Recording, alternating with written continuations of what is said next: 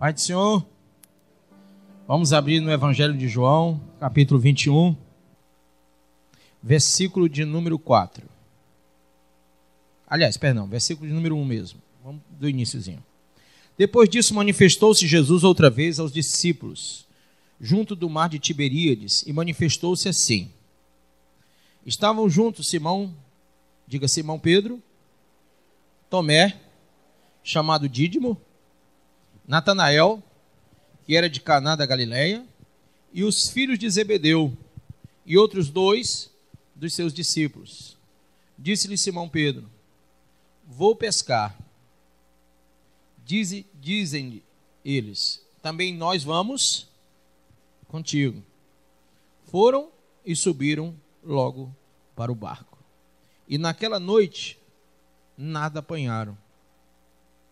E sendo já manhã, Jesus se apresentou na praia, mas os discípulos não conheceram que era Jesus.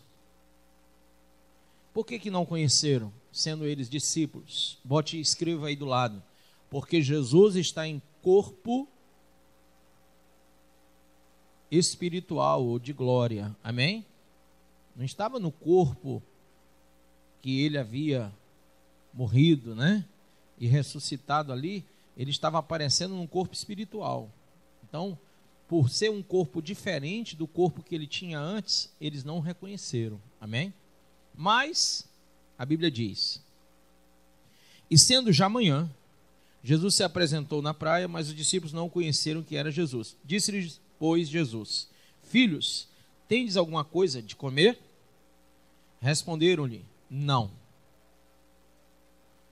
E ele lhes disse: lançai a rede para o lado direito do barco e achareis. Lançaram-na, pois, e já não a podiam tirar pela multidão dos peixes. Amém? Haviam ali, se eu não me engano, 153 peixes que eles pescaram, bem grandes. Então, aquele discípulo a quem Jesus amava, João, diga João, disse a Pedro: é o Senhor. E Simão, Pedro, quando ouviu que era o Senhor, cingiu-se com a túnica. Por que cingiu-se com a túnica? Porque quem está pescando, irmão, a pessoa quando está pescando, ela não vai todo de paletó e gravata, nem vai de roupão, né? Naquela época usava aqueles roupões, né? Eles não iam, eles iam apenas com calções e, logicamente, tiravam, porque eles estavam no ofício ali, senão ia sujar toda a roupa deles. Então, se você for ver o comentário de Wisby, o comentário de vários teólogos, vão dizer a mesma coisa, que era de praxe, quando alguém ia pescar naquela época, tirava as suas túnicas, as suas roupas, ficavam apenas com calções. Amém? Muito bem. Parei aonde? No 7, né?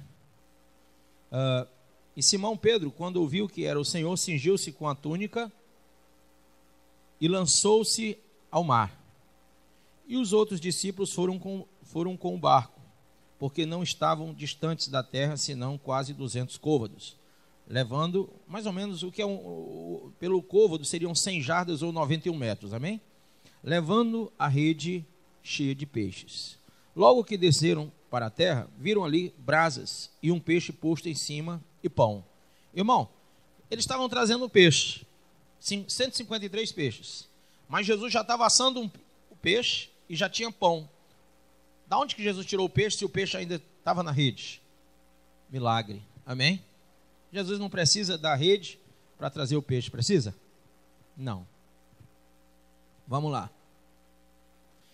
E disse-lhe Jesus: trazei dos peixes que agora apanhaste. Olha, como o peixe que ele tinha não tinha nada a ver com os peixes que eles apanharam. Simão Pedro subiu e puxou a rede para a terra cheia de 153 grandes peixes. Amém. E sendo tantos, não se rompeu a rede. Engraçado que naquela primeira pesca maravilhosa, a rede se rompeu, quem lembra? Porque ali eles não tinham o Espírito Santo.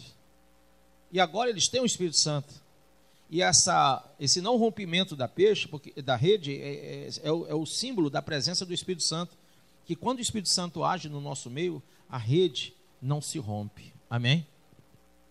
Disse-lhe Jesus: vinde, comei. E nenhum dos discípulos ousava lhe perguntar: quem és tu? Sabendo que era o Senhor. Chegou, pois, Jesus e tomou o pão e deu-lhes e semelhantemente o peixe. E já era a terceira vez que Jesus se manifestava aos seus discípulos de ter ressuscitado dentre os mortos. E depois de terem comido, Jesus disse a Simão Pedro: Simão, filho de Jonas, amas-me mais do que estes? Por que ele perguntou isso? Alguém sabe dizer? É porque Simão estava desviado? Seria isso? Claro que não. Eu vi um comentário de um cidadão aí que falava que Simão estava desviado, porque Simão estava usando calção. Irmão, Simão nunca se desviou. Alguém pode entender isso? Já responde para alguém falar. Nenhum texto, nenhuma tradução, nenhum contexto, nenhum comentário bíblico fala de Simão Pedro desviado. Mas alguém disse: ele desviou porque ele estava pescando e Jesus tinha feito dele pescador de homens e não de peixe. Irmão, Jesus me fez um pescador de homens também. Mas eu sou advogado, eu trabalho numa padaria, eu trabalho numa livraria. Eu não deixei de trabalhar lá fora porque sou pescador de peixe. Amém? Agora, tem gente que é preguiçosa e fala essa besteira. Eu fico honrado em ser comparado com Simão Pedro. Olha, é uma comparação extraordinária. Porque outro dia eu estava usando calção, bati uma foto com a família de calção, e a turma disse que eu estou desviado, que eu estava de calção. Um cara lá do Rio Grande do Sul, um cidadão que disse que é pastor, né? Infelizmente, ele não entende nada de Bíblia, ele não sabe que, lá em Ezequiel 44, se eu não me engano, a gente vai ver que quando o Senhor manda que eles façam a consagração, os homens para entrar no Santo dos Santos entravam de calções, de linho. Será que todos os sacerdotes que entraram ali eram desviados também, porque estavam de calção de linho? Falta de leitura da Bíblia, né, irmãos? Então vamos lá. Como diz o meu sobrinho, ler não dói, tem que ler a Bíblia. Então, ele pergunta: Simão, amas-me mais do que estes? Porque Simão, cheio de jactância, uma vez disse assim: Senhor, eu te amo mais do que todos.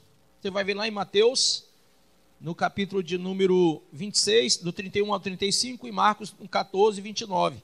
Simão quer se colocar acima dos outros.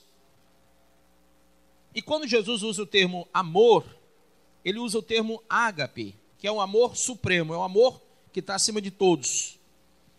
E Pedro responde, ele respondeu: sim, Senhor, tu sabes que eu te amo. Só que na tradução do grego, ele não usa o ágape, ele usa o filéu, que quer dizer: eu te amo como um amigo, eu te amo como uma pessoa querida, eu te amo porque, sabe, eu sou muito próximo a você. Então, assim que ele está dizendo. Ele não está falando do amor supremo de Deus, ele está falando do amor de amizade. Então Jesus tornou a lhe perguntar, segunda vez: Simão, filho perdão, ainda tem uma partezinha, né? Jesus diz o quê? Disse-lhe Jesus: apacenta os meus cordeiros. Grifei cordeiros. Ele vai usar cordeiro por quê, meu pastor? Cordeiros significa, os cordeirinhos são os novos convertidos. Amém? As pessoas que acabaram de se converter, porque a igreja estava iniciando ali, pós-ressurreição de Cristo, e então os apóstolos tinham recebido o Espírito Santo e estavam se manifestando como igreja. Então, haviam muitos novos convertidos, e ele está dizendo: apacenta os meus cordeirinhos. Amém? Aí depois ele diz, tornou-se a dizer-lhe segunda vez: Simão, filho de Jonas, amas-me? E novamente ele usa no original o ágape. Amém? Mas disse-lhe então Simão: sim, Senhor, tu sabes que eu te amo. E novamente ele usa o termo filéu, ou filéu, que quer dizer: eu te amo, eu sou teu amigo, eu sou o teu melhor amigo, eu sou mais amigo teu do que todos. Ele ainda insistia nessa visão. E aí, Jesus lhe diz: apacenta as minhas ovelhas. Já não fala mais de cordeiros. Por quê, Cris? Porque agora ele está falando do povo maduro, da igreja. Haviam pessoas que já estavam mais amadurecidas. Ele está dizendo, você vai apacentar os novos convertidos e também os antigos, os mais antigos da igreja. Amém? Os que andaram comigo, os que viram na multidão, me viram lá no meio da multidão, os que me viram crucificado, os que me viram ressuscitado, você vai apacentar esses também. Disse-lhe terceira vez, Simão, filho de Jonas, amas-me? E ele usa que termo agora? Qual o termo? O amor? Agora ele usa o termo filéu, no original grego. Por que agora Jesus mudou e usou o filéu? Você sabe por quê, amado? Porque agora Jesus desce um degrau na questão do amor e ele faz de propósito para que Pedro sinta que o que ele estava querendo que Pedro sentisse não era um amor de amigo. Verdade que você não tem que estar na obra de Deus porque você é meu amigo. Você não tem que estar na igreja porque você é meu amigo. Jesus está dizendo isso para ele. Você tem que estar na igreja, você tem que liderar a obra, você tem que ganhar almas, cuidar dos cordeiros, cuidar das ovelhas, porque você ama com amor supremo, o amor sacrificial. Você entende a dimensão do amor de Deus e não uma amizade. Muitas pessoas estão na igreja e se relacionam uns com os outros dentro da igreja por causa de amizade, ou não é?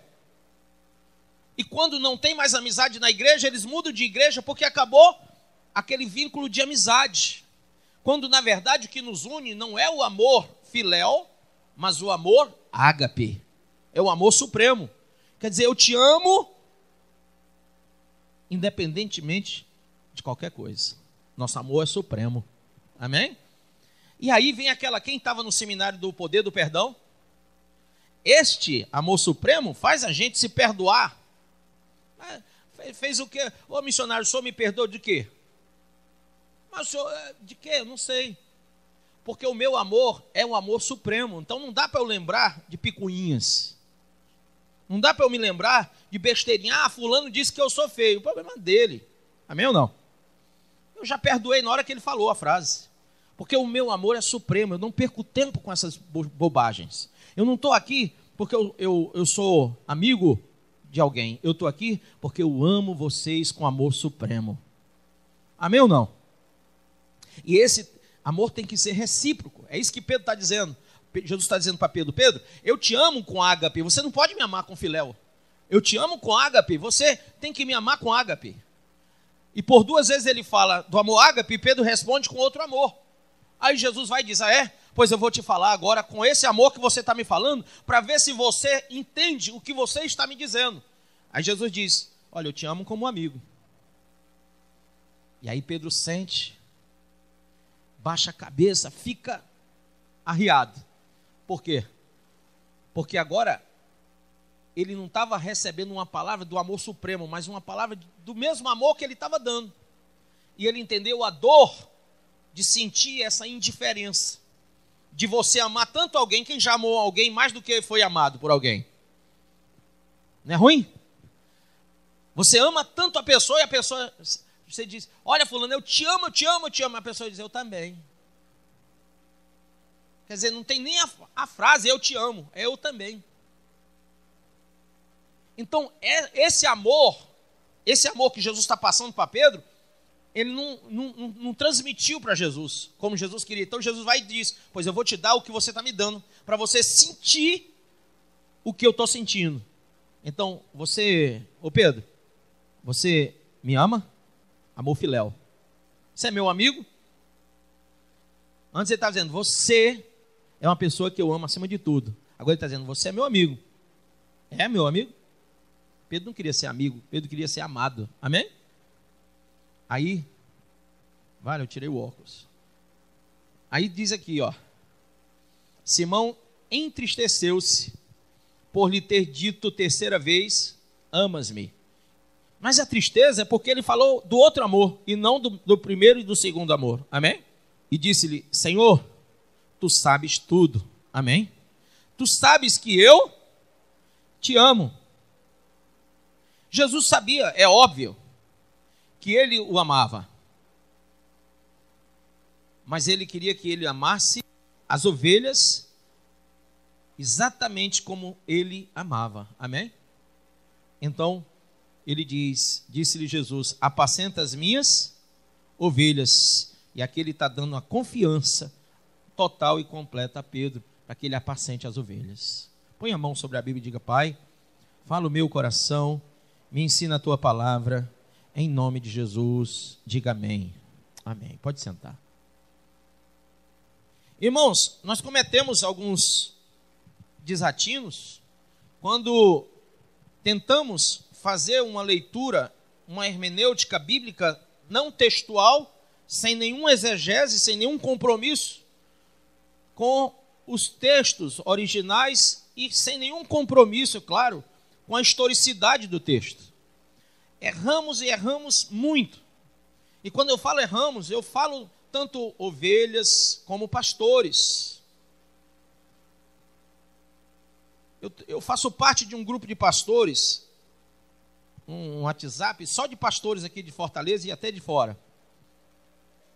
E a gente entra em altas discussões, mas discussões assim tremendas. Bota um assunto lá e todo mundo entra com uma coisa e outra e vai, sabe, mas tudo dentro do respeito, claro, do carinho. Mas é incrível como nós aprendemos.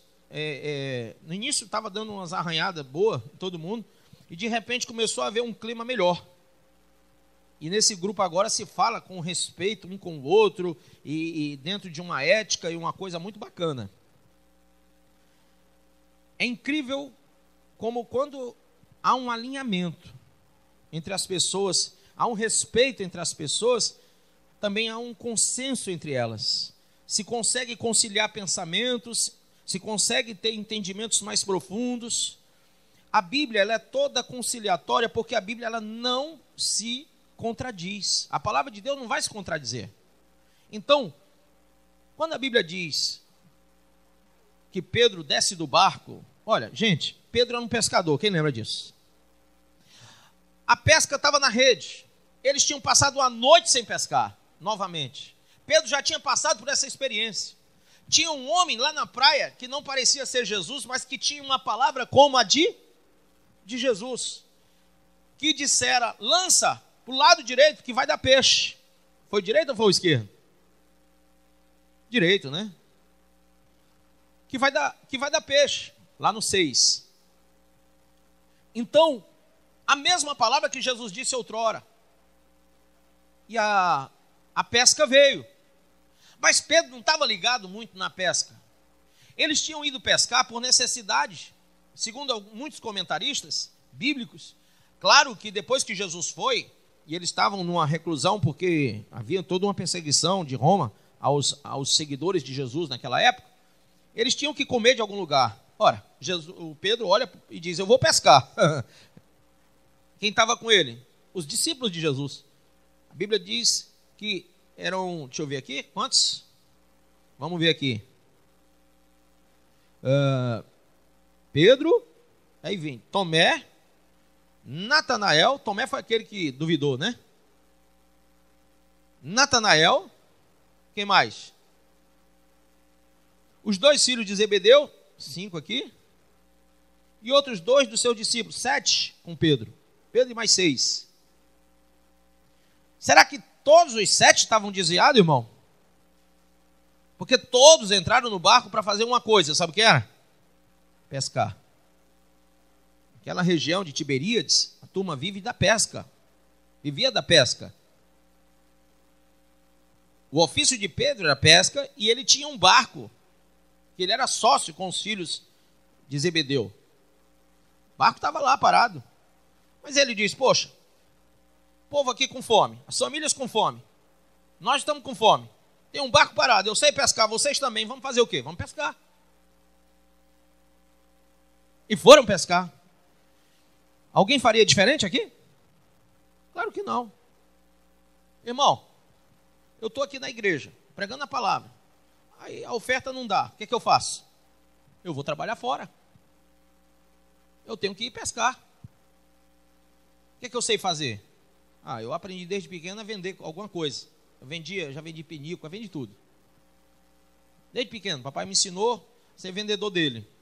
Então ele era representante comercial, eu era vendedor dele. aprendi a vender tudo que ele botava na minha mão. Meu filho, vai vender. Eu vendia. Já vendi material hospitalar, já vendi material de construção. Aí, hoje eu vendo pão, vendo roupa, vendo livro. Aprendi esse ofício. Todo judeu tem o seu ofício. Amém? Todo ser humano tem o seu ofício. Então o Renato é pintor.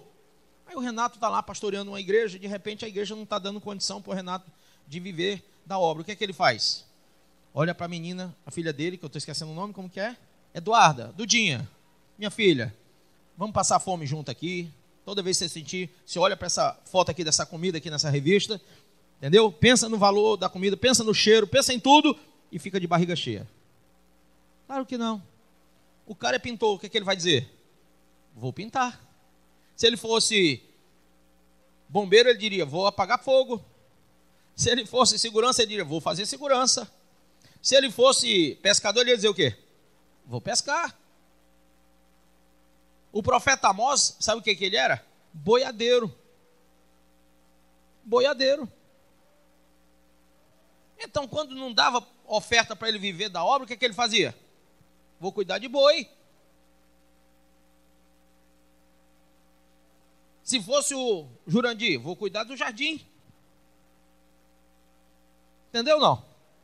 Então, quem tem o seu ofício, né, vai cuidar, vai sustentar a sua casa, vai se sustentar com aquilo que Deus lhe deu. Amém ou não amém? Então Pedro faz isso. Até porque nós temos que lembrar que quem era sustentado antes era a tribo dos levitas, ou a tribo de Levi.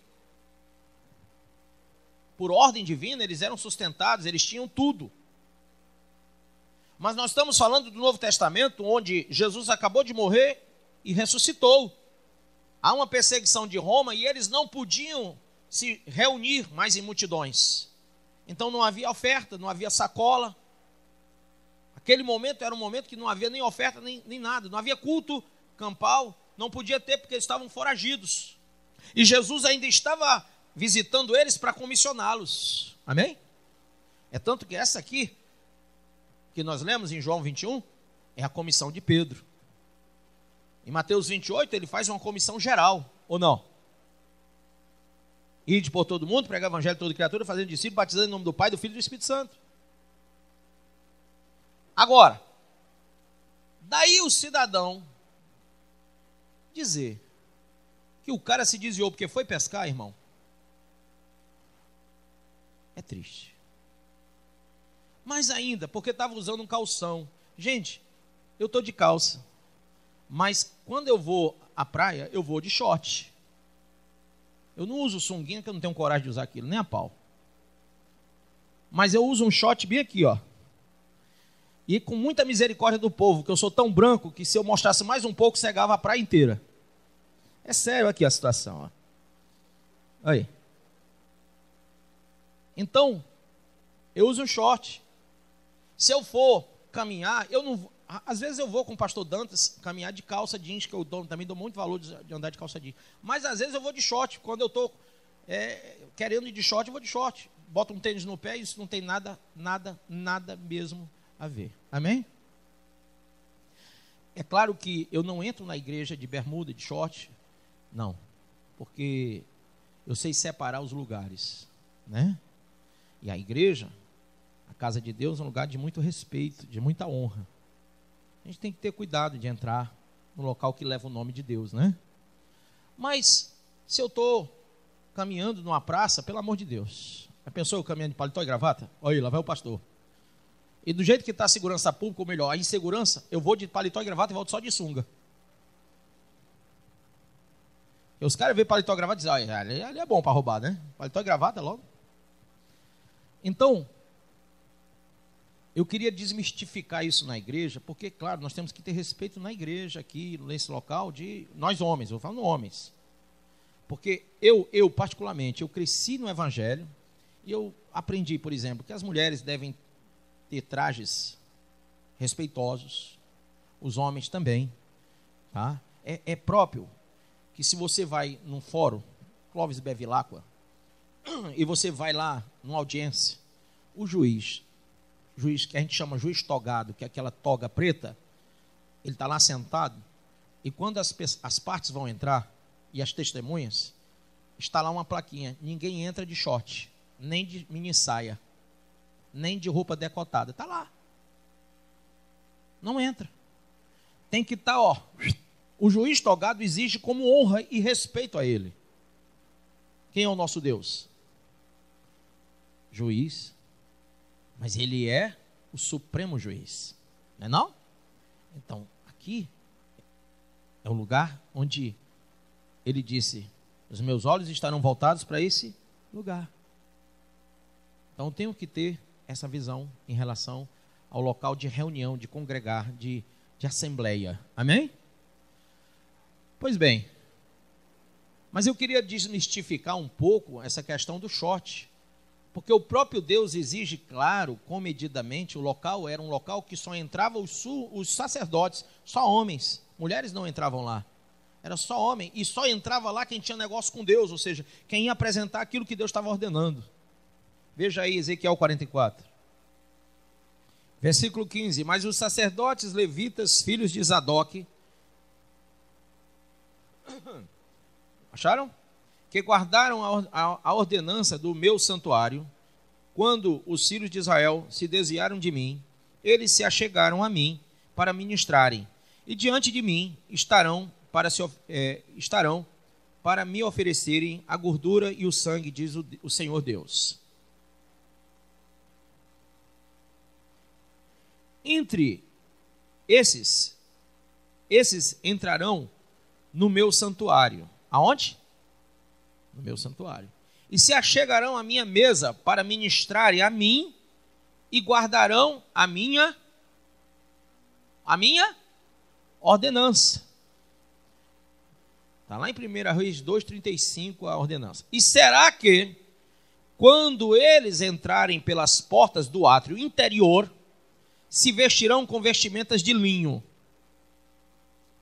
e não se assentará lã sobre eles, quando ministrarem nas portas do átrio interior e dentro.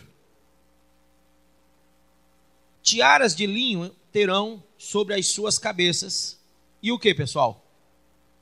Grife. Calções de linho sobre seus lombos. Calções. Vixe, era tudo desviado. A pouca leitura faz gente que se diz pastor falar besteira. Então os caras estão no átrio interior, e a ordem de Deus usa calção de linho. E olha que o meu era de tactel, que é muito mais fechado do que linho. Linho é transparente. Entendeu? Linho é transparente. Quem lembra da moda do linho? Calça de linho, camisa de linho. Quem chegou a usar aqui? Quem lembra? Quem tem mais de 40 anos usou. Você usou, meu filho? Usou?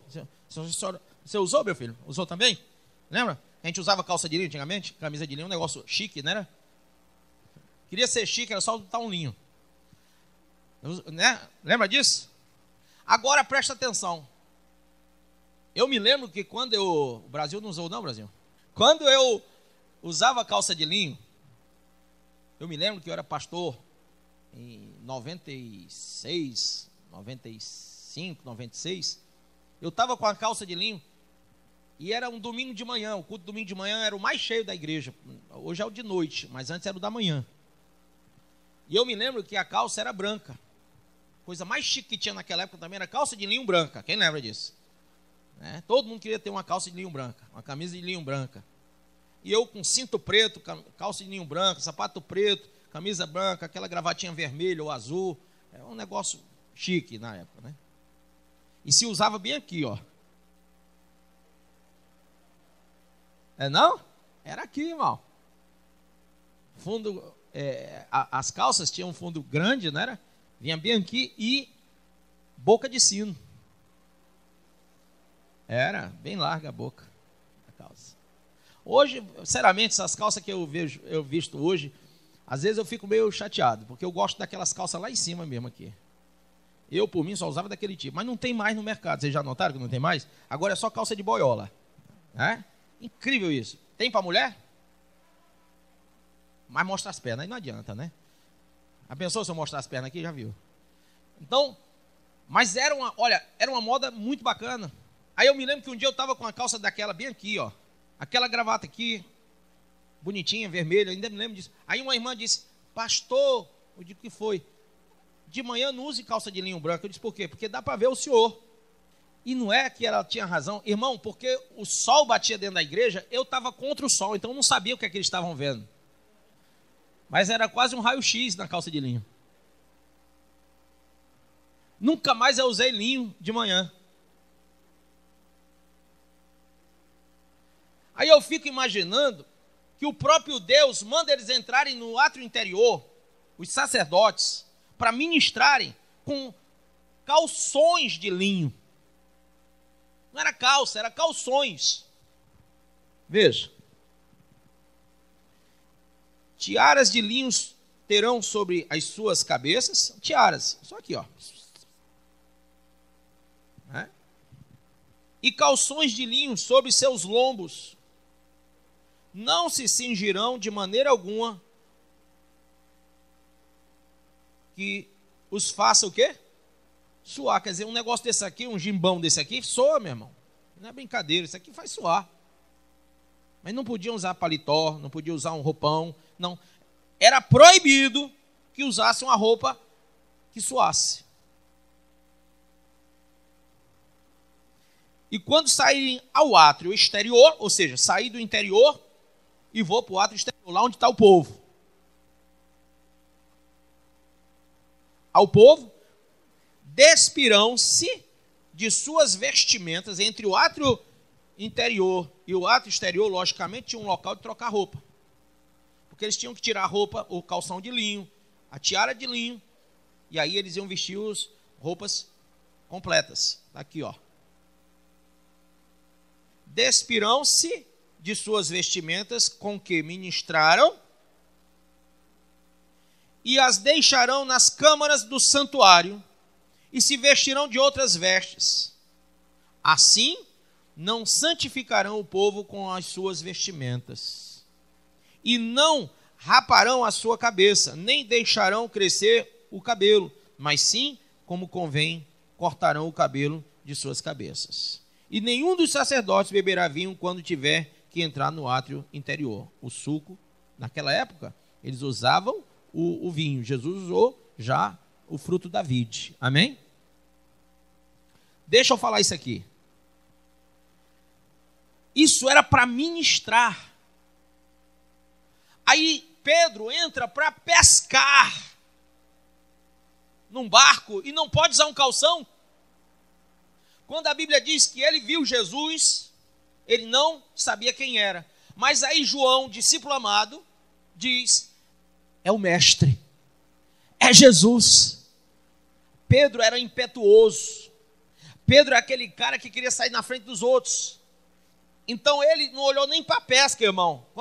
Quando João disse, é Jesus, ele pula na água e sai nadando para chegar na frente dos seus irmãos em Cristo.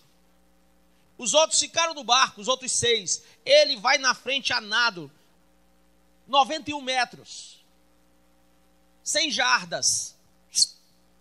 E chega primeiro que os outros.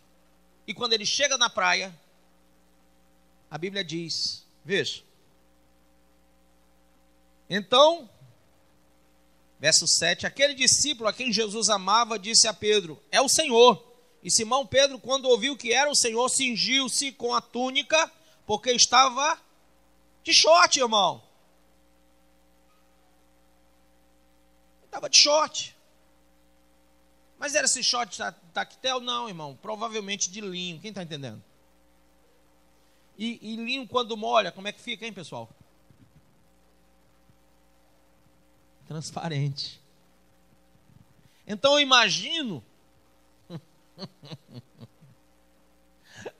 Eu imagino que eles estavam ali pescando 7 machos, tudo cabra macho mesmo, não tinha nem um boiola ali, todos de short para não sujar roupa. Mas quando alguém diz é o Senhor, o que é que ele faz? A Bíblia diz que ele cingiu-se com a sua túnica. E os outros discípulos foram com o barco, porque não estavam distantes da terra, senão quase 200 côvados, levando a rede cheia de peixe. Logo que desceram para a terra, viram ali brasas e um peixe posto em cima e pão. Quer dizer, ele vai na frente, mas ele sabe que quando ele pula na água fica transparente, é limpo. Então ele fica pelado. O que ele faz? Pô, eu vou atravessar isso aqui. Ele não disse, vem. Se ele tivesse dito, vem, Pedro ia pensar, ele está mandando eu andar sobre as águas. Eu vou andar de novo. Então não vou me molhar. Mas ele não disse, vem. Então eu vou ter que mergulhar. Então ele vestiu a túnica e mergulhou. Ele chega molhado, mas vestido. Quem entendeu? Simples assim, como beber água, tomar café.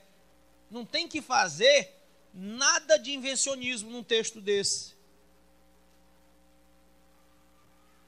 E o chamado de Pedro não é um chamado para um desviado. A comissão que Jesus faz a Pedro se dá por 3 motivos basilares. Primeiro, é que um dia Jesus já tinha falado, tu és Pedro, e sobre essa rocha, que sou eu, edificarei a minha igreja. Então já tinha um chamado lá atrás, de que Pedro seria um dos que iriam dar o pontapé inicial. Ele não era a base, ele não era onde a igreja estaria alicerçada, porque o texto diz, tu és Petros, pequena pedra, e sobre essa Petras, grande rocha, edificarei a minha igreja. Ele fala de si mesmo. Mas já havia uma promessa na vida de Pedro, já havia um chamado. Segunda coisa, Jesus chama Pedro, porque Pedro sempre foi um homem voltado para a obra. E Jesus, conhecendo o coração de Pedro, o valor do coração de Pedro, claro que tinha que comissioná-lo para fazer coisas que os outros não fariam. Então Pedro se tornou como que, entre aspas, um líder dos seus irmãos por causa da sua impetuosidade, por causa da maneira dele ser aquele cara sanguíneo, aquele cara, sabe, bruto. E aquilo, de certa forma, fazia com que os outros se movimentassem. É tanto que ele vai dizer, vou pescar, vem quantos com ele? 6 dos discípulos. Por quê? Porque viam nele um cara que tinha força. Amém?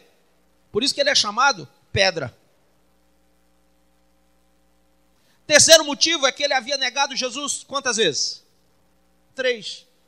Então, quase que no ato de confirmação, a comissão viria para que ele falasse, para que ele realmente se consertasse naquele momento, dando uma declaração de fé 3 vezes, que ele amava e que ele amava mesmo.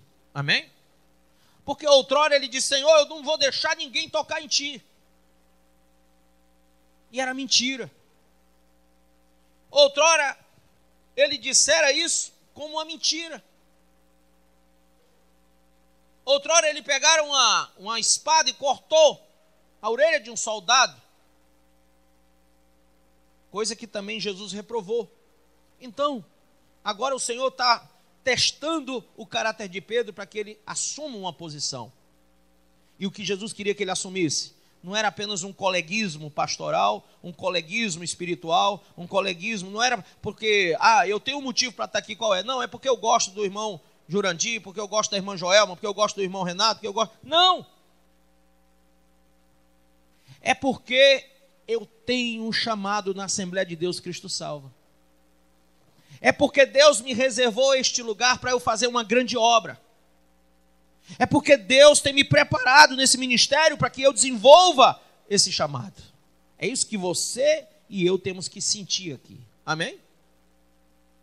Então, faz que eu sou Jesus agora e você é Pedro. E Jesus, que sou eu, estou perguntando, você me ama com amor supremo? Aí você vai e diz, sim ou não? Sim ou não? Não. Você tem que dizer, eu te amo. Vai. Mais forte. Não é esse o amor que eu quero. Mas apacenta os meus cordeiros. Você me ama? Não é esse o amor que eu quero. Mas apacenta as minhas ovelhas. E aí? Você me ama mesmo? Fala gritando agora.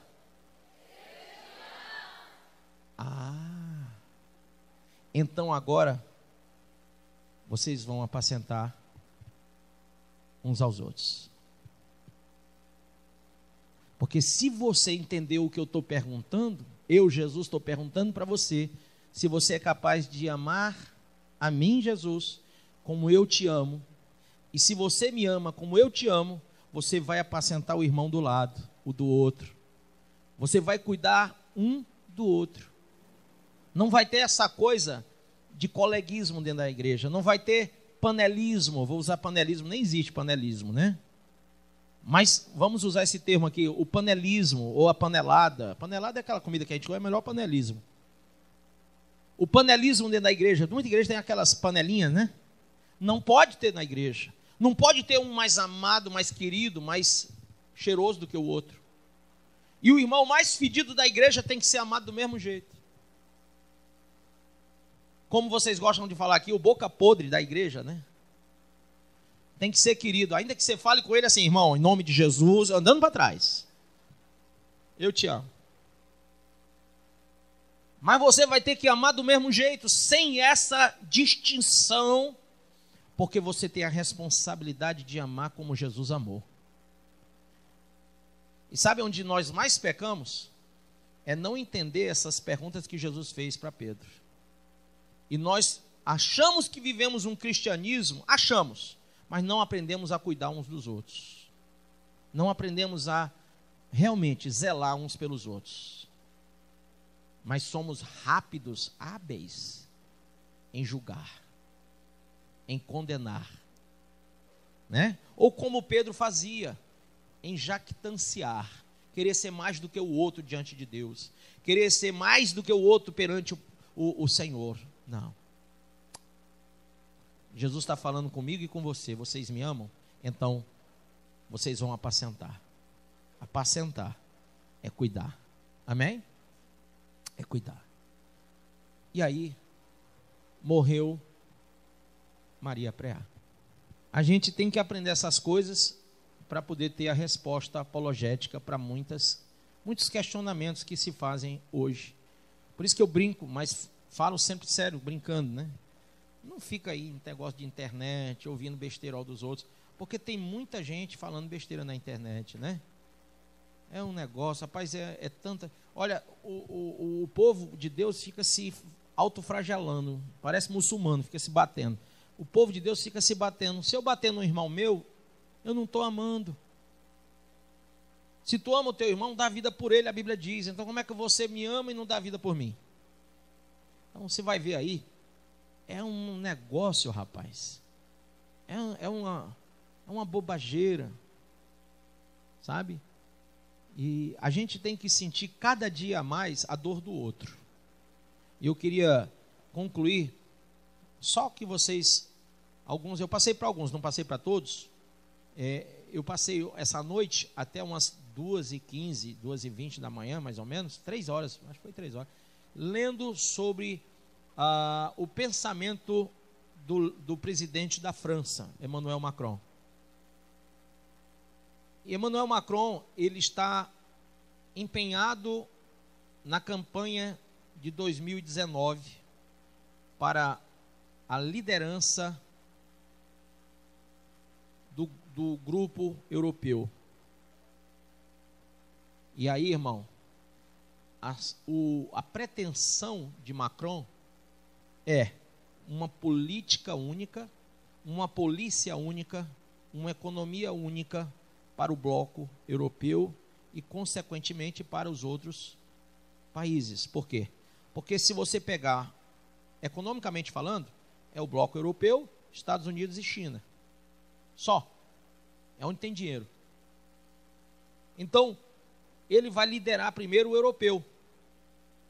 A sua visão é exatamente essa. Hoje, na Venezuela aqui do lado, as pessoas perderam o direito sucessório, ou seja, ninguém é mais dono de nada.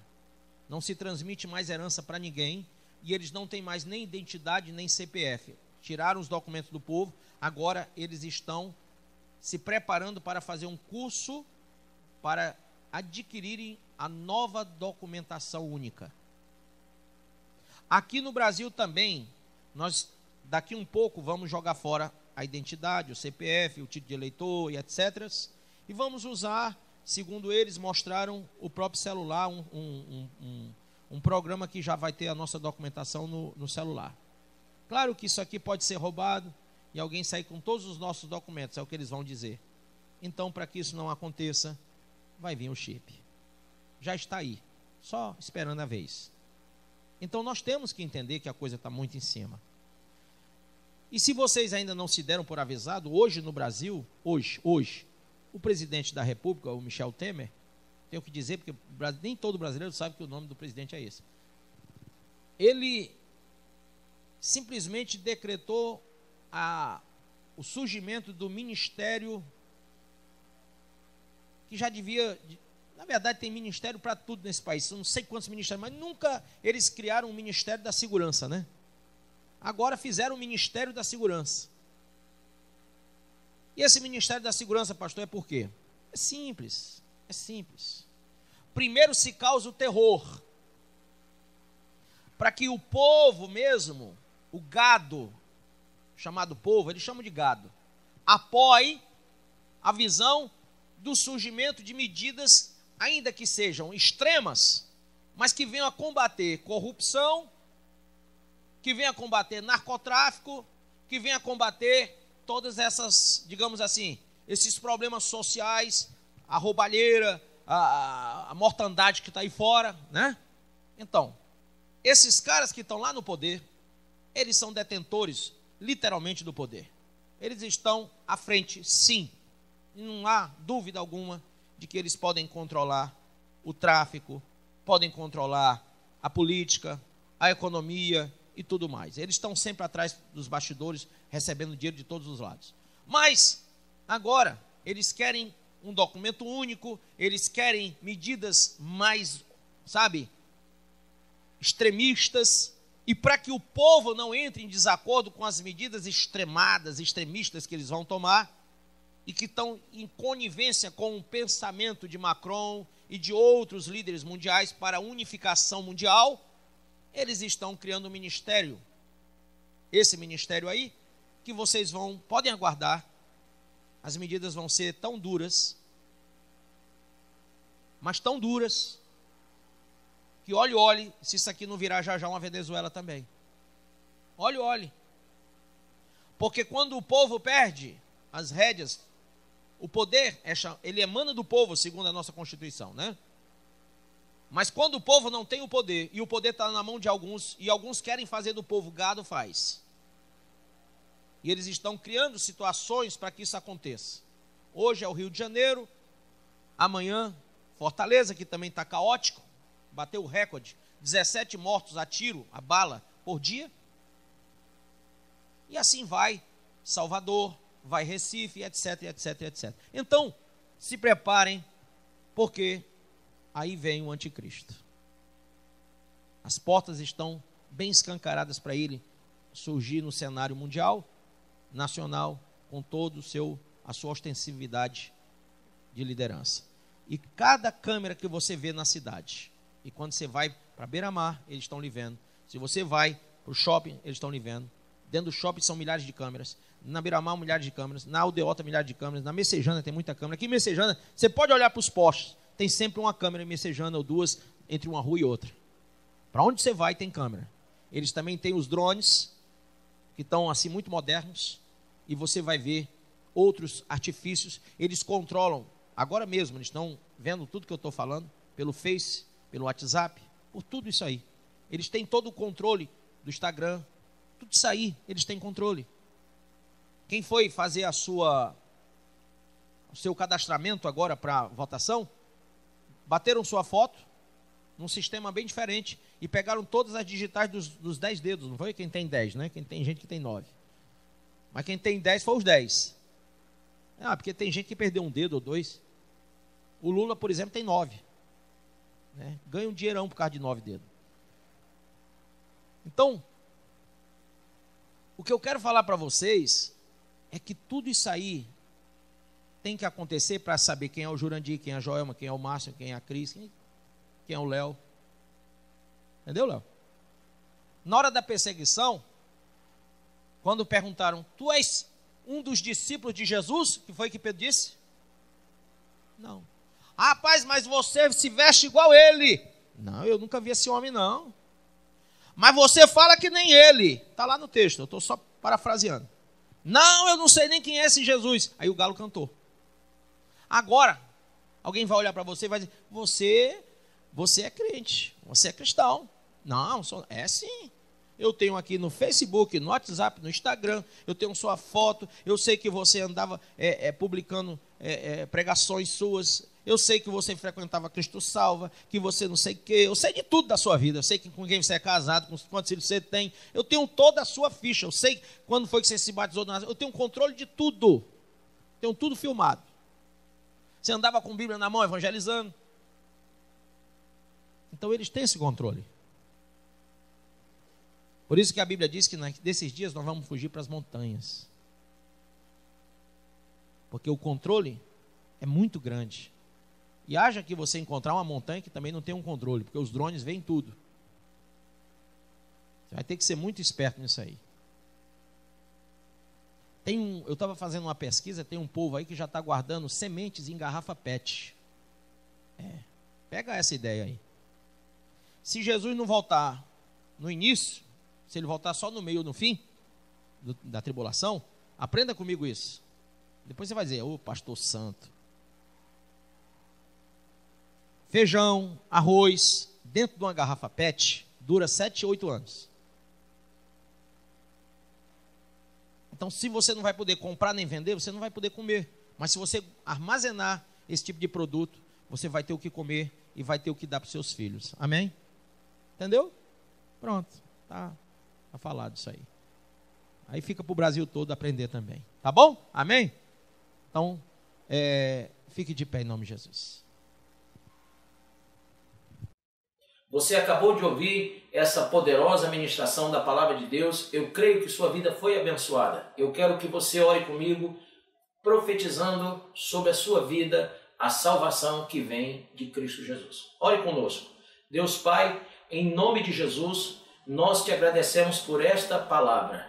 E que o Senhor possa abençoar a vida de cada um que nos viu, que nos ouviu nesse dia.